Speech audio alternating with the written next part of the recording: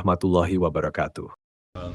Topik reklamasi dan penimbunan laut kembali memanas setelah Presiden Joko Widodo dan mantan Menko Polhukam Mahfud MD angkat bicara soal pagar laut di Tangerang. Wajar saja sebab kejahatan ini terjadi saat keduanya masih berkuasa. Di Tangerang, di Bekasi, juga ada di Jawa Timur, dan di tempat lain.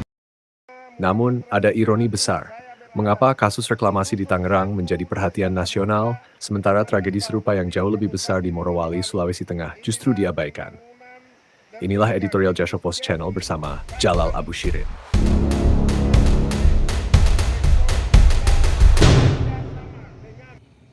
Di Desa Labota, Kecamatan Bahodopi, Kabupaten Morowali, reklamasi laut dilakukan untuk membangun dermaga jati milik PT Indonesia Morowali Industrial Park. Penimbunan ini meluas hingga 5 km, mencakup ratusan hektar, padahal izin yang diberikan hanya untuk kurang dari 1 km dengan luas 82 hektar. Lebih ironis lagi, proyek ini berjalan bahkan sebelum analisis mengenai dampak lingkungan MDL diterbitkan. Menurut seorang warga, Rashid Ali, reklamasi dimulai pada Januari 2020, sementara sosialisasi MDL baru dilakukan pada September 2020.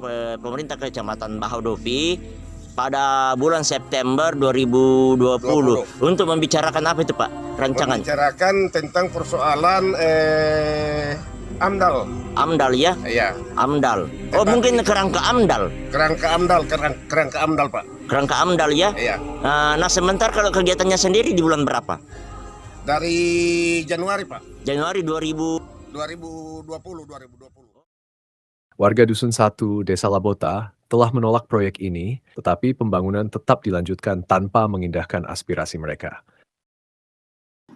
Dampak buruk pun bermunculan, banjir, debu, dan kebisingan yang mengganggu kehidupan warga. Jika AMDAL benar-benar ada dan dijalankan dengan benar, bagaimana mungkin penderitaan sebesar ini tidak diprediksi dan diantisipasi? Apakah ini menunjukkan bahwa AMDAL sekadar formalitas belaka? Sejak 2021, masyarakat telah mengadukan kasus ini ke Presiden, Menko Polhukam, KPK, dan berbagai lembaga negara lainnya. Namun, tak ada satupun respons yang diberikan.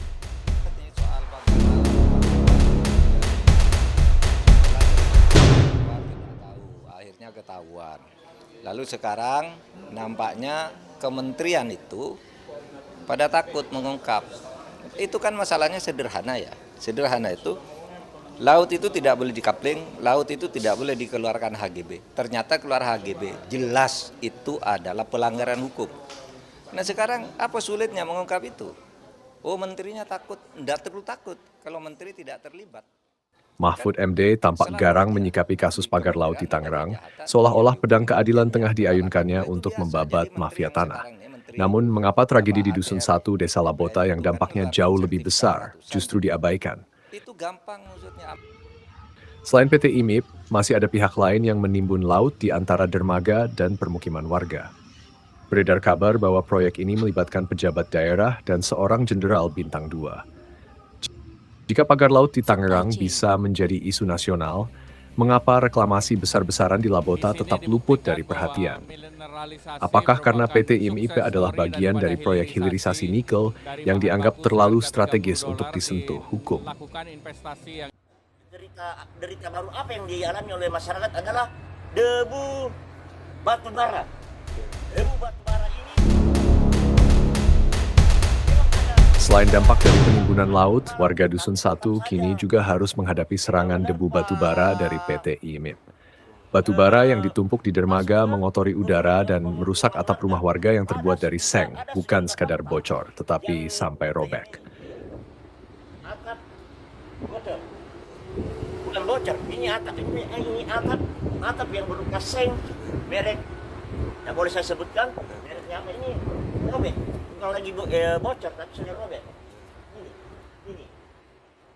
Menemukan. Lebih mengerikan lagi, baik PIMP maupun pemerintah setempat tidak pernah melakukan pemeriksaan kesehatan bagi warga yang terdampak polusi ini. Alih-alih menunjukkan kepedulian, penderitaan warga justru dibiarkan. Dari instansi pemerintah maupun dari PT IMIP yang datang mengunjungi masyarakat untuk memeriksa kesehatan masyarakat akibat debu-debu ini, debu batu bara. Rezim pemerintahan telah berganti. Namun, di bawah kepemimpinan Prabowo Gibran, akankah penderitaan warga Labota tetap berlanjut atas nama hilirisasi nikel? Berikut langkah-langkah yang dapat diambil untuk memastikan keadilan bagi masyarakat Labota. 1. Audit lingkungan independen. Pemerintah harus memerintahkan audit independen terhadap proyek PT IMIP untuk menilai kepatuhan terhadap AMDAL dampaknya terhadap lingkungan. 2. Penegakan hukum yang tegas. Lembaga penegak hukum seperti KPK dan Kejaksaan Agung harus segera menyelidiki dugaan pelanggaran hukum dalam pembangunan jeti, termasuk keterlibatan oknum pejabat. G. Rehabilitasi dan ganti rugi. PT IMIP harus bertanggung jawab atas pemulihan lingkungan dan memberikan kompensasi yang layak bagi warga terdampak. 4. Partisipasi masyarakat. Pemerintah dan perusahaan harus melibatkan masyarakat dalam pengambilan keputusan terkait proyek serupa di masa depan. 5. Pemantauan kesehatan. Pemerintah daerah harus segera menyediakan layanan kesehatan bagi warga yang terdampak polusi debu batubara. Keadilan jangan hanya retorika. Tragedi Dusun 1, Desa Labota adalah cerminan ketimpangan penegakan hukum dan perlindungan lingkungan di Indonesia.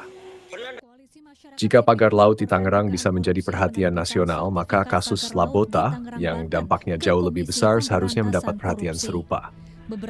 Penegakan hukum yang adil dan konsisten adalah kunci agar pembangunan tidak mengorbankan hak-hak masyarakat dan lingkungan.